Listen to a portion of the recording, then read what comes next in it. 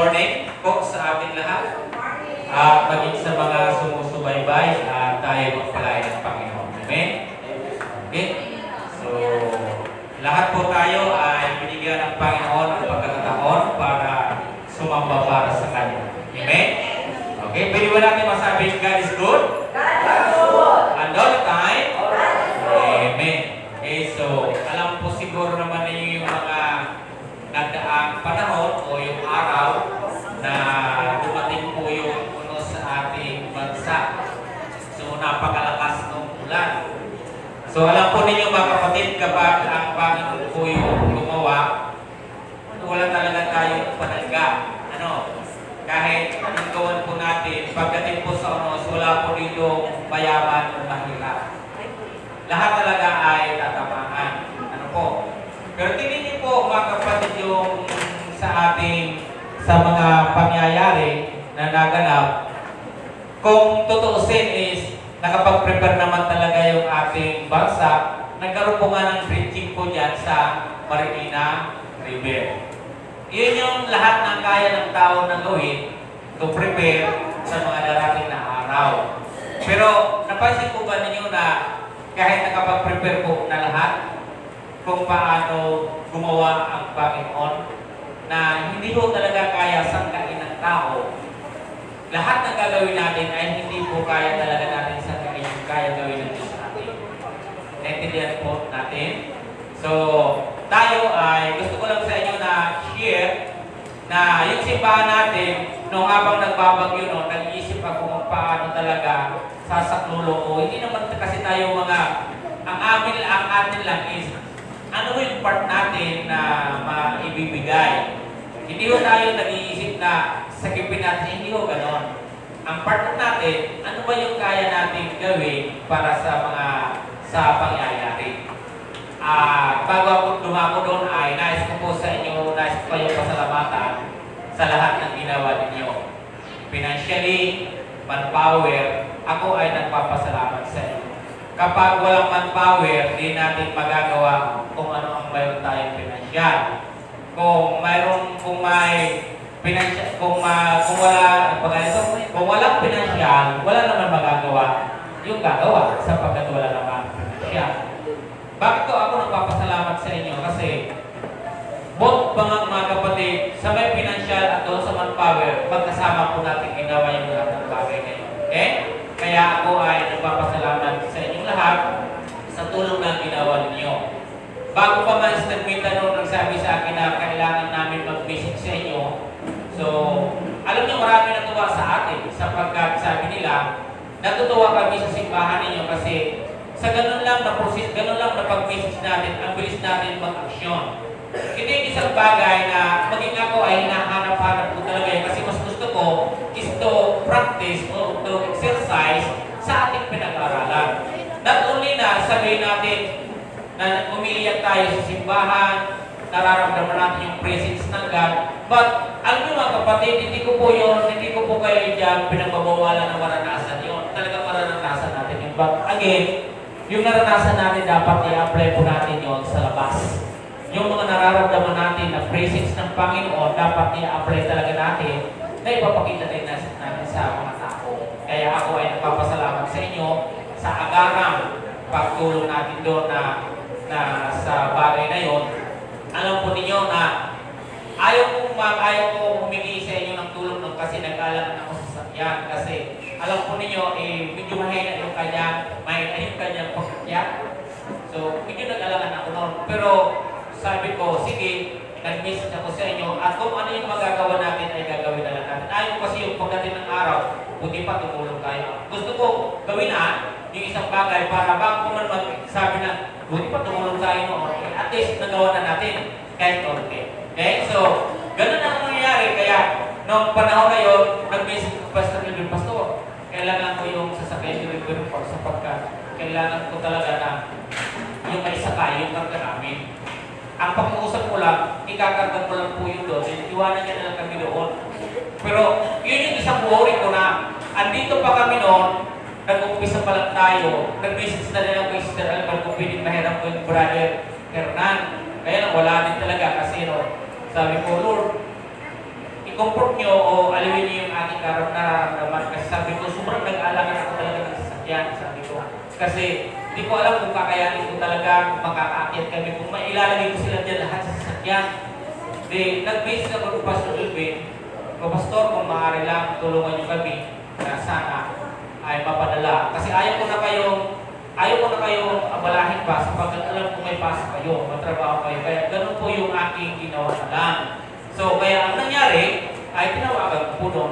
Biruin nyo hanggang alas 7, wala pang sumasagot sa akin. Sobrang nangangaban ako. Sabi ko, Pastor, kung yung sasakyan nyo na lang, kung hindi papayag sa Liberum Park, yung sasakyan nyo na lang. Ang totoo, mahiya talaga na kung maghiram ng sasakyan. Kasi yung sasakyan, mahirap po yan kami. Kasi yan ay, pag pag masira siya, panagutan ko yun. Hindi ako yung taong mapaghihiram ng mga bagay. Ayaw ko na gano'n. Kaya, ang nangyari po, Pastor, sabi ko, kung hindi ko mapahiramin ako, pwede ba yung sasakyan nyo na lang? Padala nyo lang dito si Brother Edwin, bayaran ko na lang siya, sabi ko. So, ganun yung nangyari. Nung pakatawag ko sa kanya, nag-aalala na rin ako kasi alas 7 na may kukunin pa akong tubig sa yung mineral niya kina Brother Tuto. Praise God sapagkat nangako naman kasi sa akin si Brother Tuto noon pa man.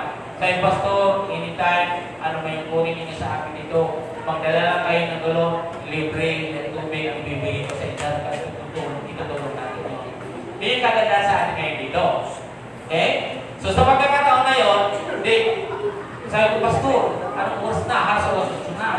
Sabi ko, baka tawagan ko si Brother Alan, ihatid ako doon kasi ako yung magdadala dito sa sakyan. Kasi dito pa na si Jose, nag-ayos pa, Senator Marlene, nandito pa, si Termina. Sabihin mo na, sabi ko, wala akong magagawa kasi hindi pa nagre-reply si Reverend Park. Then, pagkatapos po nung makatawag na ko sa inyo, nag-reply na si Reverend Park. Hanggang sa pumayag po yun sa sakyan.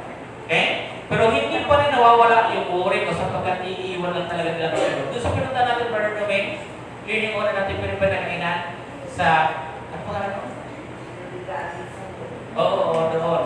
Yun yung pinunta natin dati sa may Provident kasi doon nagsilipan. Yun yung pa rin yung worry, kahit may na kami na tutulog, pero ano pa rin yung worry ko kasi sabi ko, iiwan lang kami dito doon. Lord, hindi ko alam kung ano yung gagawin ko dito. Sabi ko kasi marami. Sabi ko, pagkakasyahin na rin namin.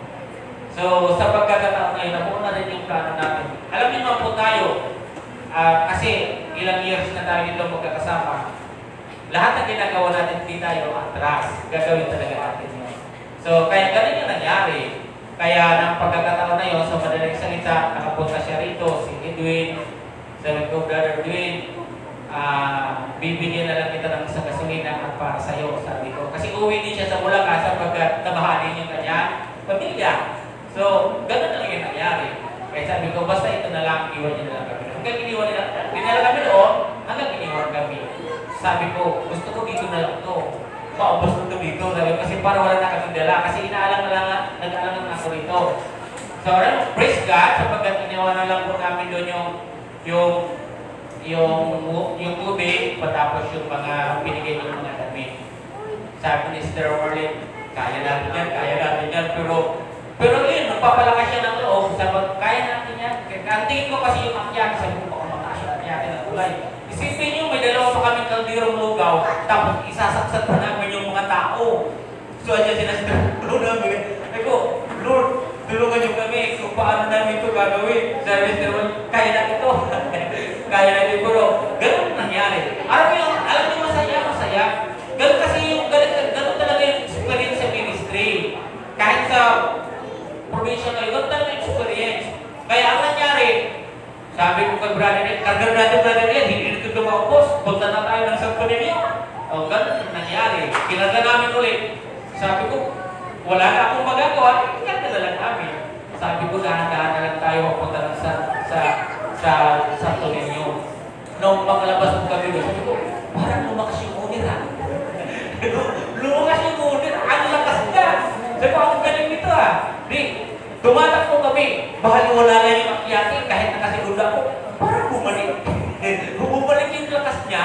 So, nakatuloy kami doon sa Santo Niño. Alam niyo mga kapatid, yung good news doon, mulang tapos ng pagkabagyo pala doon, ano pala yun, wala pala nagpapakain. Kaya nung pagdating po namin doon, nagawa yung mga tao, ang problema namin ngayon napakaraming tao. Sabi ko, Lord, ano ba ito gagawin namin? Halos yung bawat pila nila, hindi na namin, hindi maubos. Ganun pa rin yung haba. Naku, pati itong lugaw namin. Hindi siya maubos. Sabi ko, pati kahapon pa rin. Isipin mo, may humingi sa bawat pamilya, may 15, may 14. Kasi kasali na. Hindi lang yung pila kasi kung nagsipila pa nung lahat, doble yung pila na yun. At ang ano doon, sabi, unahin na muna natin itong pulis. Kasi mula pa ito kahapon, hindi pa ito kumakain. Ay, walang palang pupunta doon. Walang pupunta kaya. Nung pagpunta po namin, dumitingin lang yung mga tao. Pero nung makita po yung dala namin mga lugar, ang dala na lang namin kasi pandesal, ilan na lang yun. Sabi mo, paano na ito? Alam mo, sa biyaya, naalala nyo dito yung 5,000 tao na pinakain ng Panginoon? Ay, kung naka-expect ko nakasama sana kayo, maganda nakita nyo. Alam nyo, pagtingin namin doon sa ano, napuno ng tinapay. Ang dami. Sabi nila, ay, praise God, nagtakat nga ako mga iba. Bakit ang dami namin tinapay? Ang dami. Kasi may tinapay pa doon, isinabay sa amin. Oh. Tapos may mga itlog pa kami, sabi na, ang papalan ninyo ha, may itlog na kayo, may tinapay pa kayo, may lugaw pa kayo, ang papalan ko. Ay talaga, kung ano kayo, makita nyo po, maramdaman. Pero sabi ko nga sa inyo, lahat tayo doon ay sumuporta. Pero basta gano'n, ang nangyari ay tuwang-tuwa kami. Ngayon, nanganong pa na naman ako, sabi ko, ako naman kasi pag mga ganyan, gusto ko dapat maubos lahat. Gusto ko makakain talaga lahat. Kasi parang hindi ko na naisip yung marami nakakain. Naisip ko yung natira na hindi nakakain. Yung naisip ko na noon. Buti na lang, sumuporta yung tinapa. Nakubot na lugaw. Pinakuha namin yung mga lalagyan na gano'n. So, yun po yung isang bagay na timely yung ating laging pinag-aaralan. Itong pinag-aaralan natin ay isang nararapat. Pinakita sa atin ng Panginoon kung paano tayo mapagkakatiwalaan. Hindi po ba? So, salamat sa Diyos sa pagkakagawa natin yung binigay ko lang po sa inyo yung testimony na yan. At nagpapasalamat ako sa inyo ng marami. Kaya sa mga tao na nanaroon, sabi nila, salamat sapagkat mula kahapon, walang pumunta para pakainin sila. Nagkataon na dinako talaga kami doon sa tuligyo na yun na marami na silang kinuha na pagkain. Kasi sabi ko nga, kung mayroon pa dito bukas, pumunta ako doon sa pinaka-hikbo doon. Sir, bukas po ba naririto pa ito? Kasi kung naririto pa ito dito, babalik muli kami kinabukasan. Sabi siya, sisikapin po namin ngayon na aalis na po sila. Pero sabi ko, salamat sapagkat binigay kami ng pagkakataon para maging kabahagi dito sa lugar dito. Kasi ang dami na pala doon na malanday, kaya marami. Pwede po ba natin palakpakan ng Panginoon? Ito yung nagpapasalamat sa inyo ng prayers. Sa financial na binigay ninyo ay nagpapasalamat po kami sa inyo lahat. You know? So, gawin lang natin yung part natin na bilang katiwala, mabuting katiwala ng Panginoon. Sa totoo lang, lahat ng tinuturo natin dito, ang dami kong natutunan. Kaya habang nag-aaral ako kung paano na-i-apply sa buhay, yung ating natutunan sa bawat pinag-aaralan. Di ba? So, tingnan niyo po yung financial na pinag-aaralan natin, kung gano'n, di ba? So, walang magawa eh. Mayaman, mahirap lumubog. Ano nagawa ng pera? May nakausap po ako ng nanay sa una namin pinuntahan dati, kami na Brother Dumi, doon sa ano. Sabi niya, alam po, nag-alarm po yung Marikina, yung itinata yun. Alam niyo, nung nag-alarm po yun, sabi niya sa akin, kasi ang kapal ng group niya dito, nag-provident yun eh. Kasi malapit yung provident bang provident, ang kapal ng ano niya dito, yung alahas. Alam ko, mapira yung kapal dito. Di, ang nangyari po ay, sabi niya, alam po yun, isipin niyo, minuto lang po siya, sabi niya, takbo na kami kasi, atin niya naman yung alarm, ang bilis po ng alarm. Sabi, kaya nagsitakbuhan na sila. Tingnan niyo po yung sinabi ko sa inyo yung ginawa ng tao. Ang hirap po na tayo yung magtanggol sa sarili tapos kalaban natin yung Panginoon. Di ba? Dinriting na po yung lupa na yun. Pero tingnan niyo po na pinakita pa rin ng Panginoon, wala kayong magagawa kung ako yung kikilos.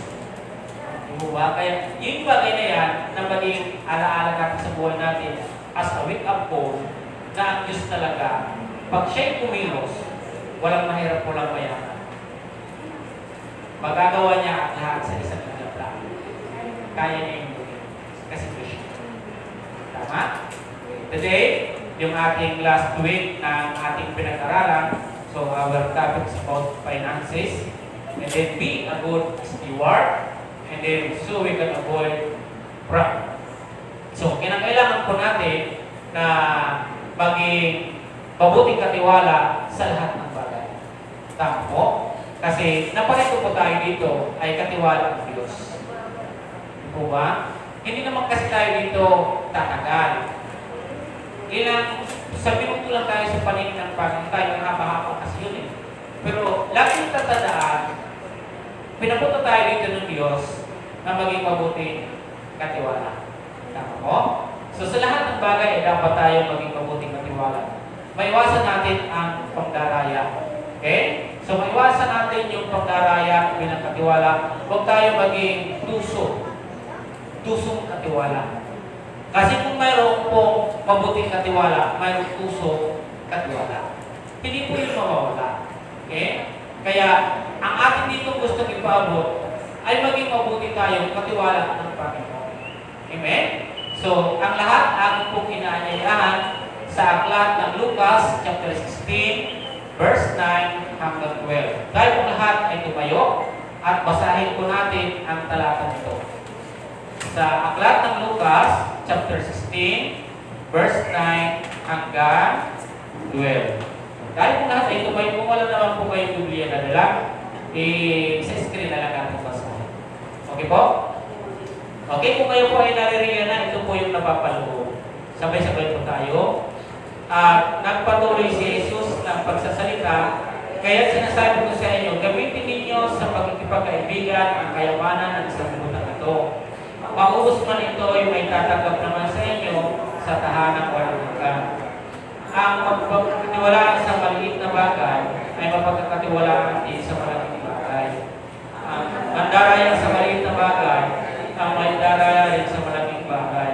Kung hindi kayo mapagkakatiwalaan sa mga kayamanan ng sanlibutan ito, sino ang magtitiwala sa inyo ng tunay na kayamanan? At kung hindi kayo mapagkakatiwalaan sa kayamanan ng iba, sino ang magbibigay sa inyo ng talagang para sa inyo? Tayo po ay manalangin. O Diyos, we worship your holy name, Panginoon, at narito this kami na lumalapit sa inyo, na naway maging mabuti kaming katiwala, Panginoon. Lord God, huwag kami yung mandaraya. Salamat o Diyos sa pagkakataon ng aming pag-aaral. In all our topics, O God, pinakikita niyo lagi sa amin yung mga pangyayari, lalo na sa panahon ito, Panginoon. And Lord, amin na-observe, Panginoon, from January until today, nakita namin yung aming bawat pinag-aaralan. Ay andun lagi, Panginoon, pinakikita niyo, Diyos, kung paano din kami paano namin gagawin.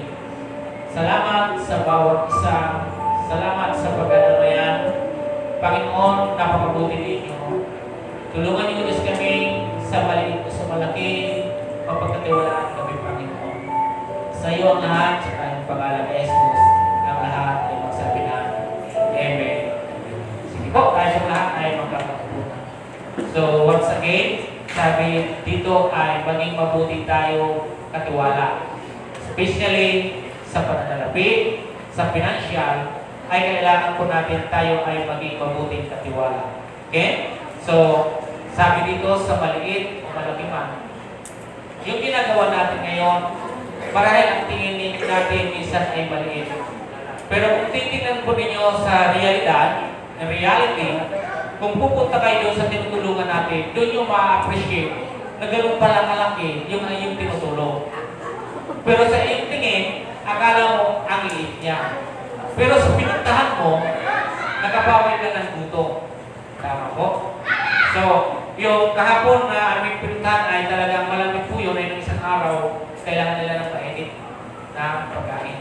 Okay? So dito sa tinawag ating binasa, ang Panginoong Isus ay nagsalita, kaya sinabi ko sa inyo, gamitin ninyo sa pagkikipagkaibigan ang kayamanan ng sanlibutan. Sapagkat ang kayamanan ng sanlibutan ay dito lang talaga to. Di ba sabi ko sa inyo nung nakaraan,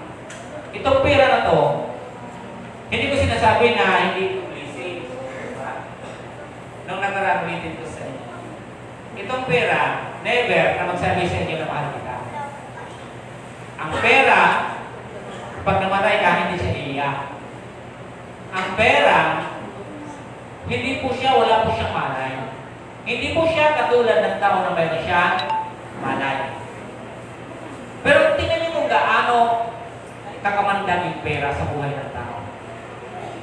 Na kahit wala siyang buhay, makita niyo kung paano po dito napapamahal yung tao. Wala siyang buhay. Hindi kaya iiyakan pag ikaw ay namatay at hindi ito papayag na madala mo. Lumabas tayo sa legend nito na ba?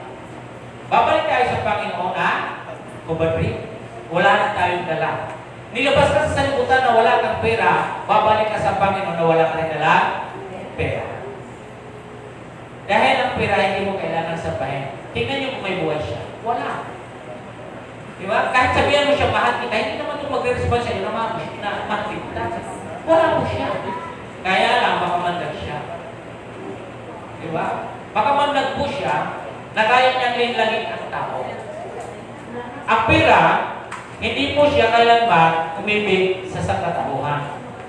Ang tao, ang siyang nagmahal sa salapi. Kaya, sa akin na pakinggan preaching, kamang-mga ang isang tao umibig sa salapi. Nawala na siya buhay. Tama po? So, dito mga kapatid, sabi ng Panginoon, na gamitin ninyo ang kayamanan sa sanlibutan. Okay? Gamitin natin yon sa kanyang ministeryo. Okay? Kaya dito mga kapatid, mayroon pa akong mabasahin sa inyo. Everything belongs to God. He is the source of all our wealth, all our talents, or abilities, and every moment of our life.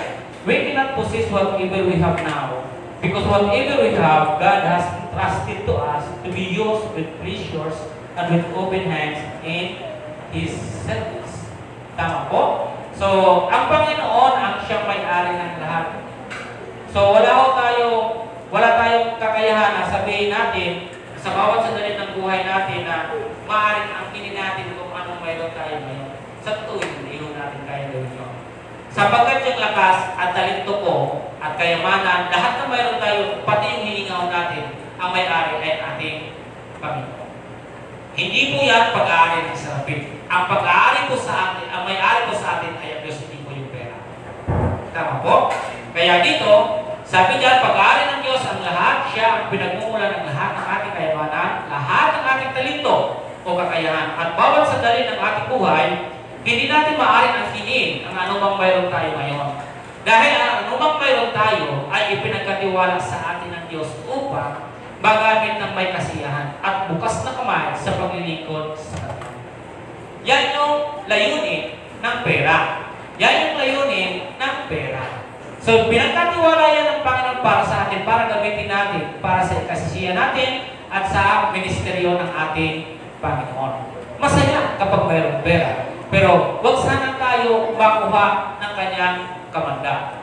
Ang matuklaw ng perang ito ay tayo mapapahamak sapagkat mapapamahal ka talaga sa pera. Okay? Kaya sa buhay natin tulad ng ating pinasa kanina, na sabi ng Panginoon, kung kayo ay mapagkakatiwalaan sa maliit na bagay, mapagkakatiwalaan din tayo sa malaking bagay.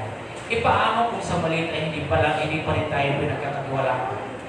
Paano ka ngayon pagkakatiwalaan ng Panginoon sa malaki?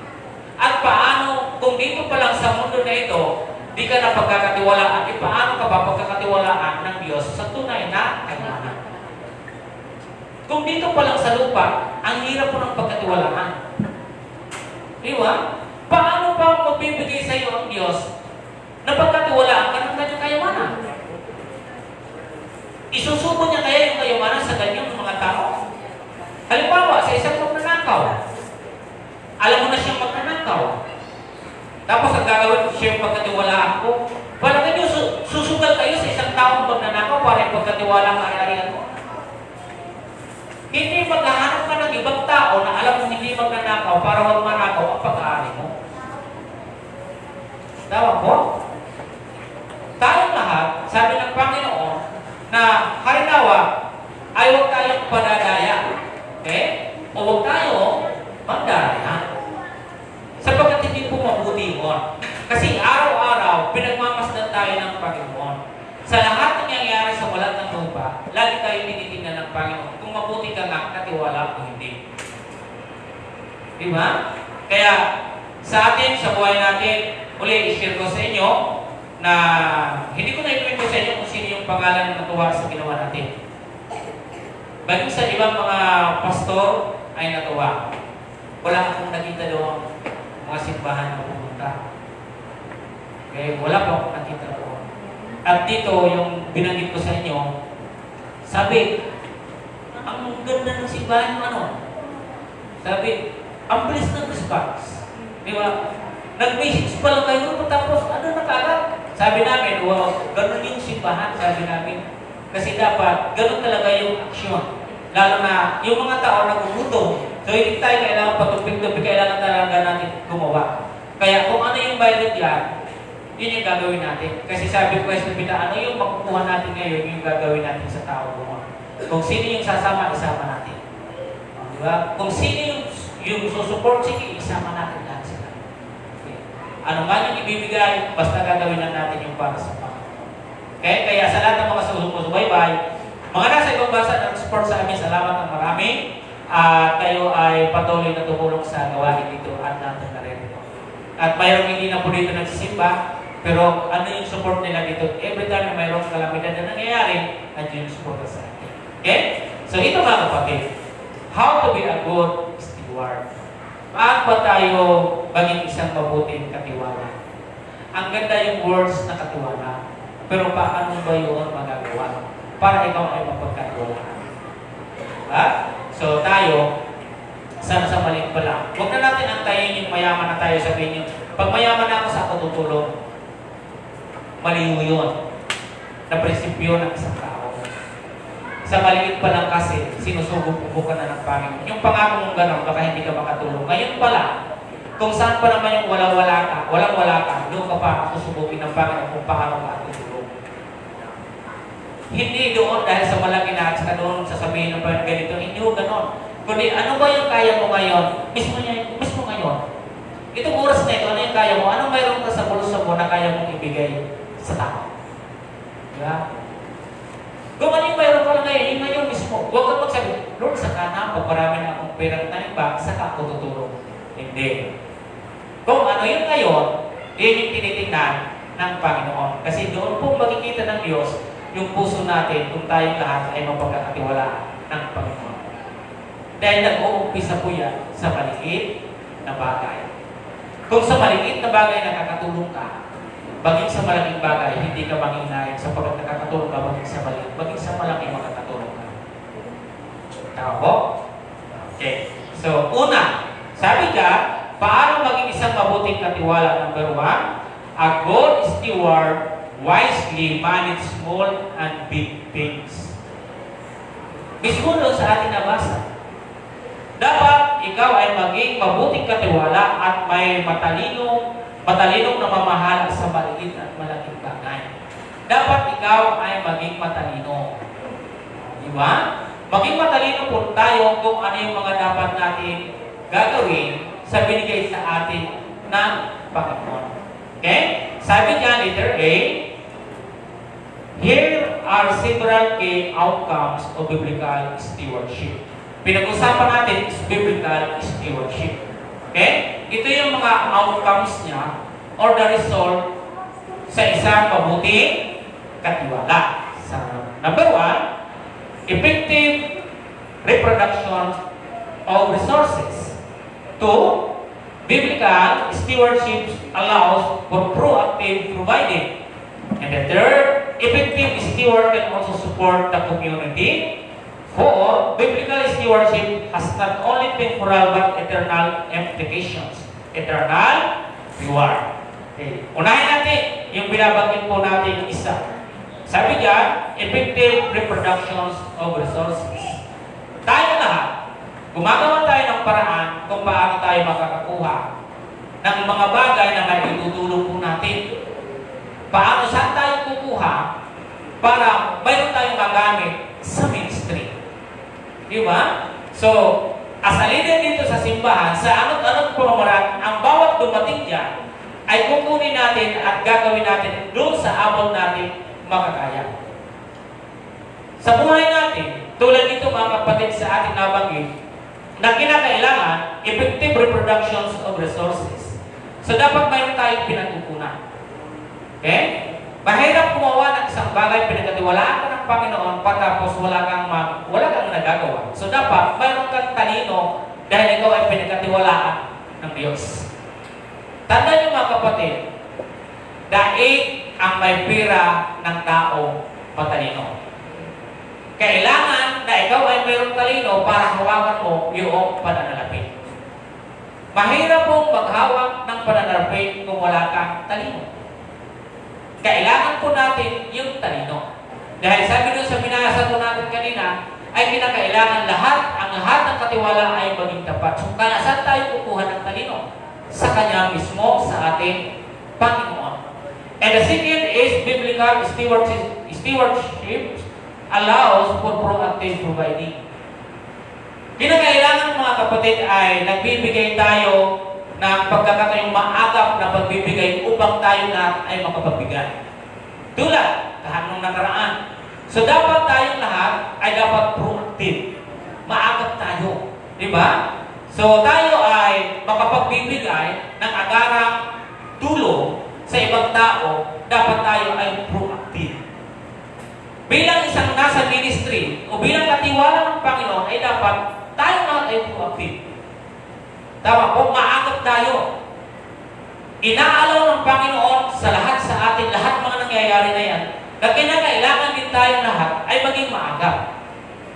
Kasi ang pangit tingnan. Marami ako nakita sa Facebook, live, heart, pero kunti po yung nag-i-engage na pumunta sa lugar na yun. Ito asang po mga kapatid nung pumunta ka ba, isipin nyo yung bumugapot, hindi sila nisikain. Ang daming mga nilalagay doon sa Facebook, mga kanta, mga ganito kung ano. Hindi. Ito sa lahat para sa lahat. Hindi ibig sabihin pumunta kami doon ay kami yung magaling. No. I encourage you, every time na mayroong problema na ganyan, puntahan nyo para maramdaman ninyo kung ano yung kalagayan ng tao na tao. Hindi kami mga superman porque nagpunta kami doon ang gagalingan. No, I'm here now to preach the words of God. Kinakailangan natin na i-try yung lahat ng yung ating mga sinasalita. Iba po kasi yung salita kaysa doon sa ikaw ay gumagawa. Iba po yun. Napakalayo po yung salita kaysa gawin mo yung isang bagay na pinagagawa sa iyo. Tama mga kapatid. Doon mo mismo ma-experience yun. Okay? So, hindi natin sinasabi na wala tayong tinulong. Hindi yung ganon. Ang atin dito, paano ba tayo naging proactive? Paano tayo naging maagap para magbigay ng agarang tulong sa bawat isa? Lalo na nun, di ba? Minsan tumitingin lang tayo, ang hawak, ang baharap, kawawa naman sila. As stewards of God, ano, Panginoon, yung magagawa mo? Even though sa small amount or big amount, ano yung magagawa ko? Kaya sabi ko sa inyo, mahirap magsabi na pagyaman ko sa akong magbibigay. Mahirap po yun. Exercise mo siya ngayon pa lang na maaga para pag lumaki ang kayamanan mo, hindi ka manghinayang tumulong sa tao. Tama? Anong third mga kapatid? Sabi dyan, effective stewards can also support the community. Alam niyo kung bakit tayo mayroong minister dito? Why the Lord built the church here in our area? To help the community. Sa maliliit pa lang mga bata nag-uumpisa tayo para matulungan na natin sila, masuportahan natin sila na yung mga bata ay hindi na maging kargo o magrugas sila. Pagdating ng araw, mayroong pupunta sa chairman o may ikukulong. So, bilang katiwala ng Panginoon, andito tayo sa ating community. In our environment. Di ba? So, yun yung maitutulong natin dito. Tama po? Ito yung maganda mga kapatid sa isang mabuting pinagkatiwalaan ng ating Panginoon na dapat tayo ay nagiging matalino sa ginagawa natin. Hindi lang ito about sa ating sarili. Binigyan ka ng Panginoon ng isang bagay, nagamitin mo siya, ipangalakal mo siya. Di ba kanina, gamitin ninyo yung kayamanan ng sanlibutan. Gamitin ninyo yun. Okay? Pero kung tayo ay magiging kuripot sa mga bagay na doon, ay magiging greedy tayo, magiging sakit, paano natin may mapakilala si Jesus? Paano natin may maparanas yung sinasabi ng Biblia kung hindi natin ang ginagawa? Isang magandang bagay, maging proactive tayo. Okay? Din lahat ng ginawa natin mga kapatid, may bunga yun. Hindi bunga. Lagi natin binabanggit dito, lahat ng iyong pagpapawis ay hindi masasayang. Ano po yung pang-apat? Ang sabi ko riyan, biblical stewardship has not only temporal but eternal implications. Darating at darating ang araw dahil naging mabuti kang katiwala. Anong sabi ng Panginoon? Welcome, my faithful servant. Enjoy. Sabi, kung pumunta ka sa akin at makisal ka sapagkat ikaw ay naging tapat sa maliit at sa malaki, maging pumunta ka sa akin at tayo ay magsaya. Lahat ng ginawa mo natin dito, again, yung buhay natin temporal. Tandaan po yun. Lahat at darating ang araw, lahat tayo ay harap sa ating Panginoon. Tama po? So, basahin po natin ito. Isang talinghaga ng Panginoon sa Matthew chapter 25, 14 to 30. Tingnan niyo po yung Biblia po dito. Dito po, sa 25, sabi dito ay mayroong ang pag-aaral ng Diyos ay maitutulan dito sa may isang maglalakbay, kaya tinawag niya ang kanyang mga alipin at ipinagkatiwala sa kanila ang kanyang ari-arian. Yan. So, isang maglalakbay, ang talinghaga ng Panginoon at ipinagkatiwala niya ang kanyang ari-arian sapagkat siya ay aalis. Tinawag niya ang kanyang alipin at may binigyan po doon na una, ang ibinigay sa kanya ay 5,000. Pangalawa, 2,000. Panghuli, 1,000. Okay? So, ganun po yung pagkasabi dito. Ibinigay niya yun. So, dito natin makikita kung paano naging matalino na ginamit yung binigay sa kanila ng isang mga nalakad. Tama po? So, di malaon ay dumating yung pagkakataon ay sa matagal-tagal na panahon siya ay bumalik. Okay? So, ito pag bumalik ang Panginoon, kaya niyo pagbibigay yun. Hindi kayo manghihaya. Ito yung magandang aral dito. Di ba may 5,000? Tapos kumita ng 5,000. Anong ginawa? Anong sinabi niya? Hito ang 5,000 at hito pa po ang tinubo. Sa mga tuwid, ano yung natitira sa kanya? Wala. Yan yung magandang aral sa atin. Kaya niyo pagbigay. Yan yung aral na gusto po natin ngayon ayusin sa buhay natin. Marami na kasi ngayong tao na minahal yung pananalapit. Marami na kasi ngayong tao na hindi niya kayang iwanan yun. Isipin mo yung alipin ibinalik niya yung binigay at ibinalik pa niya yung tubo. Wala na natira sa kanya, binalik niya lahat Gayon din sa 2,000. So makita po natin yung pag-uugali ng alipin. Doon po nagustuhan ng mga ngalakal itong alipin na to. Di ba? Wala po siyang pandaraya. Hindi siya nagkubit. Di ba? 5,000, ibabalik ko. 5,000, ibabalik ko pa rin sa'yo. Kita yun, pera niya yun O sabi natin kanina, ang may-ari ng lahat dito ay ang ating Panginoon. Pag binawi sa'yo ng Diyos ang bagay na yan, wala kang magagawa. Ang masaklap, nakalulungkot sa isang tao pagbawiin niya ng Panginoon kung dumaan yung trahedya na hindi mo nagamit sa kanyang ministeryo.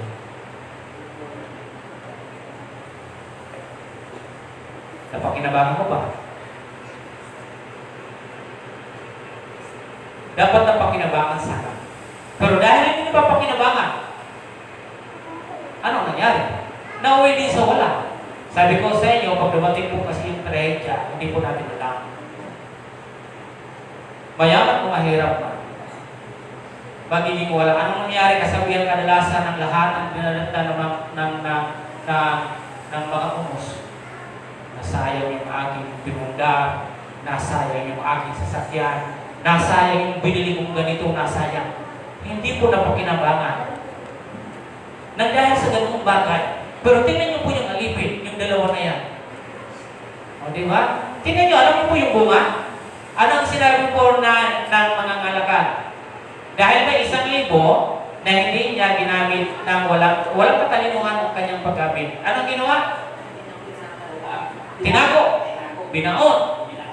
Hindi po niya pinangalakal. Sabi nga, di sana kung nilagay mo lang sana sa bangkot, nilagay mo yun, sana ay tumubog pa kahit ng maliit, at least may kita siya. Pero sabi niya, alam ko po na kayo ay mahigpit, kayo po ay nanggagapas. Na hindi talaga inyo, sabi niya, di po ba? Tama po ba? Ganun yung nangyari po. So ngayon, anong ginawa ng Panginoon? Dahil yung 5,000, tapat na sinabi niya, Lord, ito po yung 5,000 binigay niyo sa akin. At ito naman din, Panginoon, yung tubo ko. Ang ganda din po ba? Tapos, ang nangyari, sabi ng mga ngalakal, kunin yung 1,000 at ibigay pa doon sa may 10,000. Ngayon, magiging magkano na yun? 11,000. Mga kapatid at kaibigan, doon tayo ngayon sinusubok ng Panginoon kung gaano tayo katapat sa mga ginagawa natin. Na hindi tayo marunong mandaya maging sa maliit na bagay. Tingnan niyo po, kung makita ng Panginoon yung favor, di ba, binigyan ulit siya ng 1,000, dinagdag po doon. Dahil napagkatiwalaan sa malaki, dadagdagan kita at lalo kitang pagkakatiwalaan. Di po ba? Lahat ng mayroon tayo, sana wag po siyang mauwi sa wala. Na dumating yung araw, buti pa, nagbibigay ako na ng gusto yung ba? Tinulong mo sana, nakakaya pa yung ano. Diba? So yun isang bagay na dapat natin iniisip. Paano ba ako, Panginoon, magagamit? Paano ako, Panginoon, maging karapat-dapat? Nagamitin ninyo yung aking mga bagay, yung aking pinagpagalan na galing sa inyo. Dahil kayo ang may-ari ng lahat. Na may magamit naman ako sa inyo. Dahil ngayon, di po ba? Sa buhay natin ninyo, kung tayo man din ngayon, ayaw mong paggamit sa ibang tao, mahirap. Okay? So yan yung una, mga kapatid. Ano po? So, nakita natin na ang Panginoon ay mayroong eternal reward. Kung dito may pinakita ng Panginoon sa 5,000, binigay niya dahil okay ito, dinagdagan ng Panginoon. Darating ang araw sa ginagawa ko, laging tatandaan, laging may reward ang Panginoon na binibigay sa sino man naging matagal sa kanya. Mabuting katiwala. Okay? Pangalawa, mga kapatid, sa pangalawa, a good steward appreciates or takes care of small or big things. Ang isang mabuting katiwala ay pinahalagaan o inaalagaan ang maliit at malalaki bagay. Tayong lahat, isang paalala sa atin na matuto tayong magpahalaga. Tama po? Matuto tayong alagaan ang ibinigay sa atin. Kasi sa ano man yung mangyari yan, darating at darating ang araw, mayroon tayo pananagutan. Tama po? A good steward appreciates or takes care of small or big things. Big amounts. Okay? Small amount or big amounts. Ang isa nito na dapat po natin ay matuto tayong magpahalaga. Diba? Ang pagpapahalaga ay dapat na iaayos natin. Nagkakaroon tayo ng maayos na pag-aalaga dito. Okay? So, again, mga kapatid, ay dapat tayo ay maging marunong. Letter A, we will be responsible for everything we did when the day comes. Okay? Mayroon tayong pananagutan pagdating ng panahon sa lahat ng ating ginagawa. Pag hindi ka naging mabuting katiwala, may pananagutan tayo. Okay? Ano po, mga kapatid? Letter number 1, when we don't care or when our actions are not pleasing. Dalawa pong bagay po yan, mga kapatid. Okay? Sa Matthew 12:36 and Romans 14:12. Minsan, yung nagiging careless tayo, yung kawalan natin ng pagpapahalaga sa mga bagay, hindi natin inalagaan yung binigay sa atin ng Panginoon. So dapat tayo ay mapagkatiwalaan. Inaalagaan natin, pinahahalagahan natin yung bawat binibigay sa atin ng Panginoon. Paano ba natin yung gagamitin? Di po ba? So lahat tayo, sabi yan, we don't care, dumating yung araw, and then pagdating ng araw, sabi yan, but I see unto you that every idle word that men shall speak, they shall give account thereof in the day of judgment. Okay? Even doon sa mga ginagawa natin, na wala lang tayong pakialaman, wala lang tayong pakialaman kahit mayroong ginagawa ang isa sa atin at wala kang pakialam. Not only doon sa mga words na ating na wala tayong pakunggan sa pagsasalita. O, di po ba?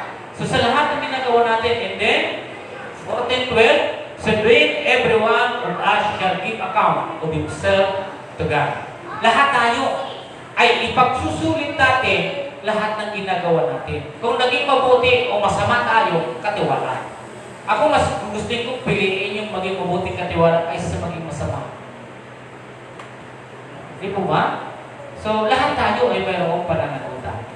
Okay? So, basahin po natin ito mga kapatid na pangatlo, ay ito pang ating pangalawa, letter B. God is stewardship results to good outcome like choosing. Alam niyo po kung bakit naging yung favor ng Paraon ay napunta kay Joseph? Alam niyo kung bakit po? Sapagkat nagkaroon po ng magandang pagtitiwala yung Paraon. Okay? Inyong makikita yung outcome, yung result ng ginawa po ni Joseph. Kung paano po nahikayat yung Paraon.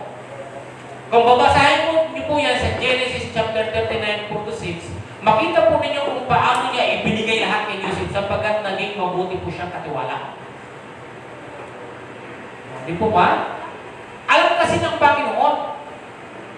Alam ng Diyos yung mapagkakatiwalaan. Yung yung Paraon ay mahigpit po siya. Pero tingnan niyo po kung paano nakuha niya yung loob. Di ba? Ang tao talaga, pag siya ay mapagkakatiwalaan, ay mapagkakatiwalaan.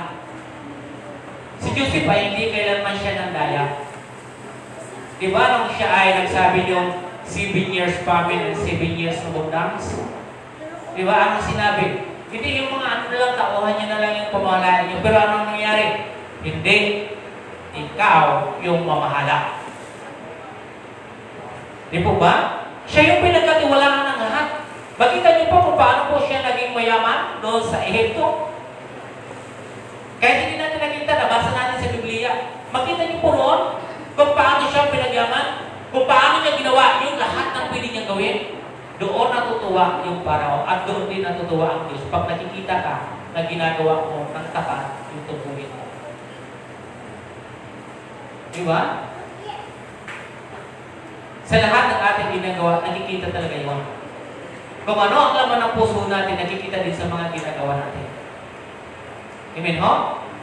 Okay. So pangatlo, a good steward is guided by the Holy Spirit to do things big or small. So ang isang mabuting katiwala ay ginagabayan ng banal na Espiritu upang gawin ang mga bagay na malaking o maliit. Tingnan niyo po yung walang guidance. Yung walang gabay ng Espiritu. Minsan napapamali tayo. Dahil nga, ang ating concern is doon sa wealth, doon sa money. Pero yung Spirit kasi, iba yung kanyang tinuturo. Ginagay ka niya kung paano mo gagawin yung mayroon ka. Dahil ikaw ay isang katiwala ng Panginoon. Without Holy Spirit, mga kapatid, sa buhay natin, mawawala even our decision making, yung direksyon ng ating buhay, hindi magiging maganda yung without the Holy Spirit. So, kailangan po talaga natin, bilang katiwala ng Panginoon, dapat andyan yung banal na Espiritu. Tama po? Kasi siya mismo, yung gagawa at hihingin po sa iyo kung ano yung mga dapat na gagawin. Okay? So, sabi niya, sa ating pangatlo, ay mayroong tatlong bagay din tayong pag-uusapan. Ang isang mabuting katiwala ay ginagabayan ng banal na Espiritu Santo. Tama ho? So, letter A, our spiritual guidance in life. Ito po mga kapatid, walang iba kundi yung banal na Espiritu. Number 1, guidance in the right directions. guidance to making the right decisions, and guidance and protections. So number one, ang sinasabi dito sa ating mga direksyon. Marami tayong mga gustong gawin, marami tayong gustong planuhin. Bilang mga katiwala ng Panginoon, binigyan niya tayo ng isang bagay na dapat natin gawin. Okay? Pero para maging tama siya, we need the Holy Spirit to guide us. Tama po? Sabi niya sa aklat ng Kawikaan, 16 verse 9, ito po yung kanya binabanggit. Buksan po ninyo ang inyong Biblia. 16 verse 9, ito ang sinasabi po niya dito. Sabi niya, verse 9, ang tao ang nagbabalak, ngunit si Yahweh ang nagpapatupad. And one, sabi niya, nasa tao ang pag-iisip at pagbabalak, ngunit ang tagumpay ay sa Diyos nagbubuhat. 16 verse 1 and then 16 verse 9. So tingnan niyo po mga kapatid, a man starts, ano yan?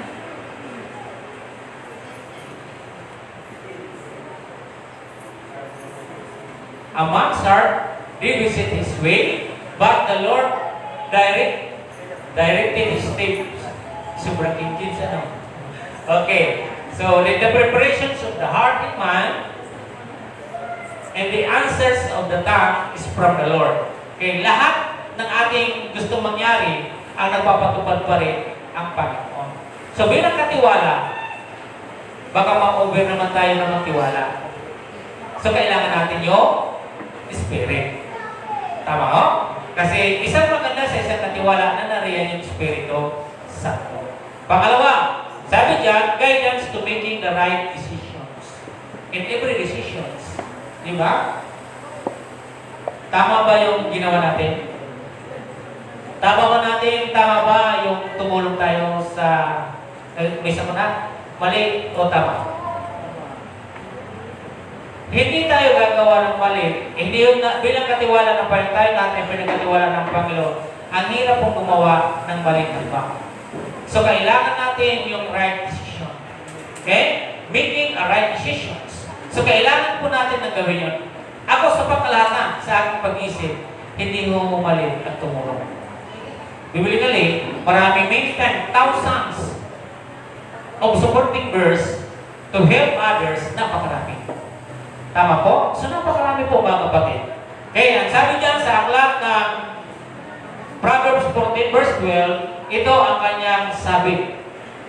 May daang matuwid sa tingin ng tao, ngunit kamatayan ang dulo nito. So, minsan, may mga bagay na akala natin tama. Pero yung dulo-huno, yun ay kamatayan. Huwag tayong magsarili ng desisyon. Kailangan natin yung Espiritu Santo. Okay? And the third is guidance and protections. Isaiah 42 verse 16. Ito naman ang kanyang sinasabi. 42 verse 16, sabi niya, aakayin ko ang mga bulag sa mga lansangang hindi pa nila natatahak. Yaw ang kadiliman sa harapan nila ay gagawin liwanag at papatatagin ko ang bango-bangong landas. Ang lahat ng ito ay aking gagawin. Bilang katiwala, ang concern dito yung protection ng ating Panginoon. Huwag dumating ang araw na bilang isang katiwala na tayo ay mabulang sa pinagkatiwala sa atin. At baga maging bago-bago yung landas na ating mga nilalakaran. Hindi nyo ba alam na napakarami mga kapatid yung nasisilaw? Nabubulan? Nagiging bago-bago yung kanyang buhay. Wala na kasi yung gabay sa kanya ng banal na Espiritu. Bilang katiwala, mahirap na ikaw lang. Kailangan mo yung banal na Espiritu Santo para itama ka sa ginagawa mo. Kailangan mo yung protection niya. Tama po? Kasi sa oras na ikaw ay malasing sa pinagkatiwala sa iyo, kailangan mo yung protection ng Panginoon. Hindi ka mapuproteksyonan yung bagay na yung pinagkatiwala. Ang Diyos lang mapuproteksyon sa iyo. Tama po? Maraming mga tao ngayon nag-akala yung pananalapi, puproteksyonan siya. Ang totoo, yun pa yung mabibigay sa kanya sa kamatayan. ang Diyos ang kailangan natin. Yung gumawa ng anak niya. And the last, pang-apat mga kapatid, a good steward is faithful and is small. A good steward is faithful in small or big things. Tayo lahat, sabi dito, ikaw ay dapat magtapat na alipin o katiwala ng Diyos. Sa maliit at sa malaki, dapat tapat ka. Okay. So, apat na bagay mga kapatid. In 1 Corinthians chapter 1, verse 2, basahin ko po sa inyo. 1 Corinthians chapter 1, chapter 4, verse 1 and 2. Ito po yung kanyang sinasabi. Basahin ko po sa inyo ha. Kami mga lingkod ni Kristo at katiwala ng mga hiwaga ng Diyos. Ganyan ang dapat na maging palagay ninyo sa amin. Ang katiwala ay kailangan maging tapat sa Kanya, Panginoon. Maging tapat tayo doon sa ating Panginoon. Maging tapat din tayo sa ating Master dito sa lupa. Sapagkat nilagay po yan dyan para ating sabihin. Pero hindi yung kadalasan, yung kawalan ng pagpapasakop. Kung ikaw talaga yung totoo ng papasakop sa Panginoon, dapat marunong ka rin magpasakop kung sino ang Panginoon mo rito. Di ba? So may mga tao na sadyang hindi nagpapasakop. Why? Because dahil sila ay nakakataas sapagkat sila ay mayroong pera. Hindi ho dito basihan yung yaman at pera. Tama po? Hindi ho dito basihan. Kinakailangan natin matuto tayong magpasakop sa Panginoon natin dito, liban sa ating Panginoon. Kailangan talaga natin pasakop doon. Pero may isang Panginoon na pinagkatiwala. Alam niyo yung Panginoon natin binabanggit dito, maliit po siya na leader. Ang ibig sabihin po dito, kung sino yung ibinigay ng Panginoon dyan, nilagay dyan ng Panginoon, ay kailangan niyo sila igalang, kailangan niyo magpasakop. Pero sadyang may mga tao ayaw magpasakop. Di po ba? Ang Panginoon naglalagay, sabi ni Paul, kami, sabi niya, kahit kami mga lingkod ni Kristo, katiwala ng mga hiwaga ng Diyos, ganyan dapat ang maging palagay ninyo sa amin. Baging sila ng panahon ay nakaranas ng mga tao hindi nagpapasakop, hindi marunong sumunod. Mga tao, wala lang. Dahil sila ay mayroong kakayanan. Alam niyo ba yung mga taga-Korinto, yayaman? Maraming mga pira. Hindi sila magugutom. Ba't natin susundin yung sinawa Pablo? Bakit natin susundin yung mga pastor na yan? Doon magkakamali yung tao na. Because of that, because dito sa pananalapi na ito yung nagagawa niya. Okay? Ito yung kanyang nagagawa. Hindi niya kanyang sundin yung kanyang master dito sa lupa. Pero ang kadalasan na nagsasabi, sinusunod ko naman yung master ko. Pero yung basihan ng Panginoon, sundin mo yung master mo dito. Saka ka magsabing sinusunod mo siya. Ito, sampun mga kapatid. Noong panahon si Moses, nilagay ng Panginoon tinalagaan na isang propeta na pangunahan yung mga tao. Dinin yung mga kapatid. Noong pagkakataon na yun, reklamo sila kay Moses. Ngayon kinausap ng Panginoon si Moses. Ni Yahweh, Moses, huwag kang masasiraan ng kalooban. Kung ganyan yung ginagawa nila sa iyo, hindi yan ginagawa sa iyo, kundi ginagawa sa akin. Kaya kung ano yung ginagawa sa master, sa Panginoon, ganun yung ginagawa natin doon sa ating Panginoon. Lahat tayo ay mayroong pananagutan. Hindi po ba? Yung kawalan po ng respeto sa Panginoon dito sa lupa ay hindi po maganda. Kailangan natin magpasakop. Kailangan natin matuto tayo na sumunod. Pero kung hindi tayo sumusunod doon, hindi sasabihin mo, may Diyos naman ako, baka mali yung iniisip mo. Baka mapunta tayo sa false doctrine. Kasi kung totoong sinusunod mo siya, marunong kang sumusunod sa nangunguna at namumuno siya. Tama po? Okay. Ito yung apat na bagay na dapat maging tapat tayo mga kapatid. Sabi niya, be faithful to the Lord God and His Master here on earth. Again, sinabihan ba kayo ng Panginoon na gawin niyo ito? Sino ang nagsabi ko sa inyo? Sino dito sa inyo yung nagtalaga na, o ikaw yung gagawa dito ha? Ang Diyos ba o yung kanyang lingkod na narito sa lupa? Halimbawa, sabihin ko, oh, Brother Alan, diyan ka sa teknika. Sinabihan ba siya ng Diyos o ako yung sabi sa kanya? Di ba? Kaya sabi dito, we must be honest in our service. Our duty, our time, our talents, at all times to do good. Ngayon, makikita natin ngayon, bilang isang katiwala, nagagawa ko ba yung duty ko? Nagagawa ko ba yung tungkulin ko? Tama ba yung aking service sa Panginoon, yung oras na binibigay ko sa Kanya? So kayo yung sasagot nito at ako yung sasagot nito. Tama po ba? Lahat tayo ay mayroong dapat sagutin sa ating Panginoon. Your time, your talents, ginagamit mo ba? Ang mabuting katiwala ay dapat ginagamit mo yung talents. Yung tungkulin dapat mo ginagawa your assignment. O di ba? Minsan, ayaw natin gawin. Namungunahan minsan yung pride natin. Pero again, pinag-usapan po natin ngayon, yung isang pagiging mabuting katiwala. Tama po. I-develop po natin sa buhay natin yung matuto tayo sumunod. I-develop natin sa buhay natin na matuto tayo ganapin yung pinagagawa sa atin. Hindi yung kung gusto mo lang gumawa, sa kagagawa. Kung ayaw mo, ayaw mo. Hindi yung ganun ang mabuting katiwala ng Diyos. Tama po. Ulitin ko, may mabuting katiwala at may puso katiwala. Dalawa lang yan mga kapatid. Tuso o katiwala. Tunay o tuso. Tuso katiwala. Yun, no? Once again, maging mabuti tayo katiwala ng ating Diyos. Amen po. Once again, maraming pong salamat sa inyo. Sana sa ating mga ginagawa ngayon sa simbahan, tayo ay tingnan natin yung ating mga sarili bilang katiwala ng Diyos. Maganda na sa bawat pagpunas ninyo yan, ginagawa ko ito dahil naglilingkod ako sa Panginoon. Okay? So, pinupunasan ko ito dahil gusto ko maging mabuting katiwala. Nagwawalis ako dito. Gusto ko lang na maging mabuting katiwala. Naglalaba ako ng kortina kasi gusto ko maging mabuting katiwala. Okay? Nag-aayos ako dito ng instrument kasi gusto ko na mabuti akong katiwala. Tama ho?